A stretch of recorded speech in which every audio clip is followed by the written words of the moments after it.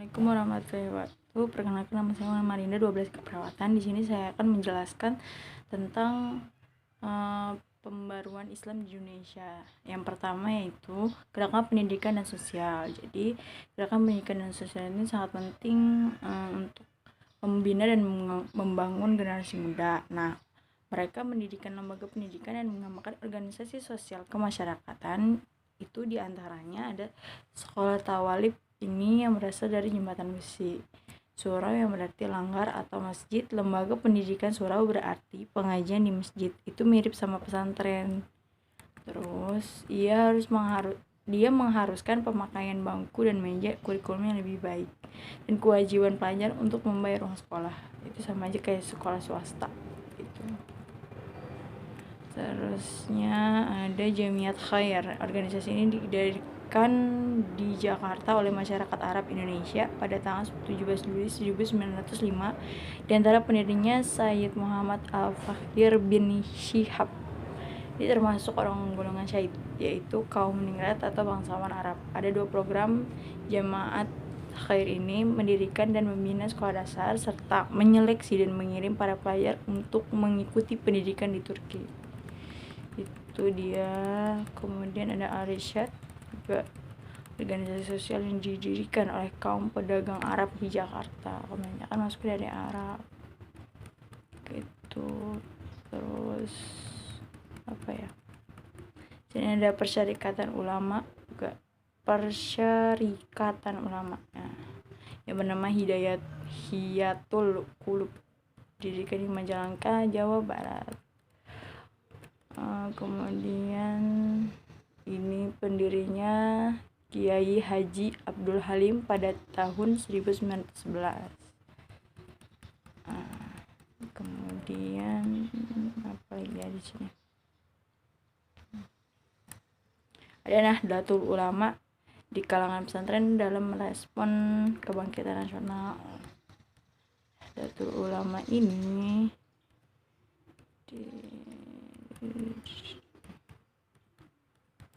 kemudian setelah ada Nahdlatul Ulama, Muhammadiyah juga ada. Muhammadiyah, organisasi ini didirikan di Jogja pada tanggal 18 November 1912. Kiai Haji Ahmad Dahlan pendirinya.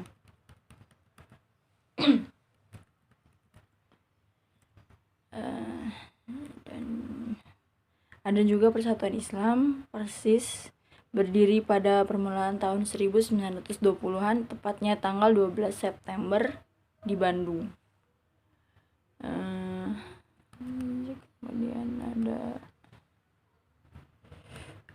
Kemudian yang kedua ada gerakan politik di situ. Gerakan politik ini Islam tidak dapat menerima penjajahan dalam segala bentuk.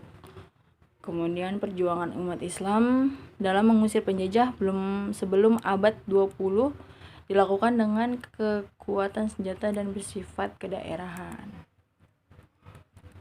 Kemudian itu tadi gerakan politik. Nah, sekarang ada nilai-nilai keteladanan tokoh-tokoh dalam sejarah perkembangan di Indonesia. Jadi ada yang dikenal dengan sebutan Wali Songo. Yaitu ada Maulana Malik Ibrahim. Dia asal dari Persia, pusat kegiatannya di Gresik, Jawa Timur gitu. Terus juga ada Sunan Ampel atau Ngampel, nama kecilnya Raden Ahmad, yang berkedudukan di Ngampel, Surabaya. Melalui peran beliau lahirlah generasi Islam yang tangguh, salah satunya Raden Fatah Sultan pertama Demak, kerajaan Demak. Sunan Giri, yang nama aslinya Raden Paku, beliau adalah murid Sunan Ampel, pusat kegiatannya di Bukit Giri, Gresik. Kemudian ada Sunan Bonang. Sunan Bonang di sini dia berkedudukan di Bonang dekat Tuban. Ada Sunan Derajat juga. Iya, pusat kegiatannya di daerah Derajat.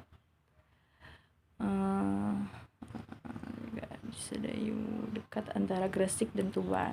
Nah, ada Sunan Kalijaga yang nama aslinya Joko Said, pusat kegiatannya di Kalingu, Demak. Sunan Bonang, Sunan Gunung Sunan Gunung Jati, Sunan Kudus, Sunan Muria. Jadi ini nilai-nilai budaya masyarakatnya. Kalau Sunan Ampel dia membuat peraturan yang islami untuk masyarakat di Jawa. Kemudian ada Raja Pandita di Gresik. Di sini dia merancang pola kain batik, tenun, lurik, dan perlengkapan kuda. Kalau Susuhan itunya dia Susuhan Majagung mengajarkan mengolah berbagai jenis masakan, lauk pauk, memperbarui alat pertanian, dan juga membuat gabah. Kemudian ada Sunan Gunung Jati, di situ mengajarkan tata cara berdoa dan membaca mantra, tata cara pengobatan. Dia khusus di pengobatan.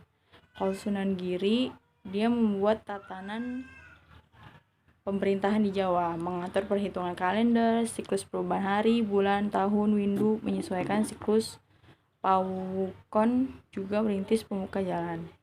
Kemudian di situ ada Sunan Bonang, dia mengajarkan ilmu suluk, membuat gamelan, dan mengubah irama gamelan. Gitu, dia pandai.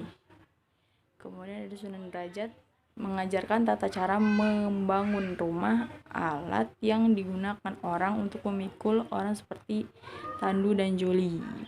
Nah, kemudian ada Sunan Kudus, merancang pekerjaan peleburan, membuat keris, melengkapi peralatan pandai besi, kerajinan emas, juga membuat peraturan undang-undang hingga sampai peradilan untuk diperuntukkan untuk orang Jawa gitu, khusus orang Jawa. Terus sudah ya, sekian dari saya, kurang lebihnya mohon maaf. Wabillahi taufiq wal hidayah. Wassalamualaikum warahmatullahi wabarakatuh.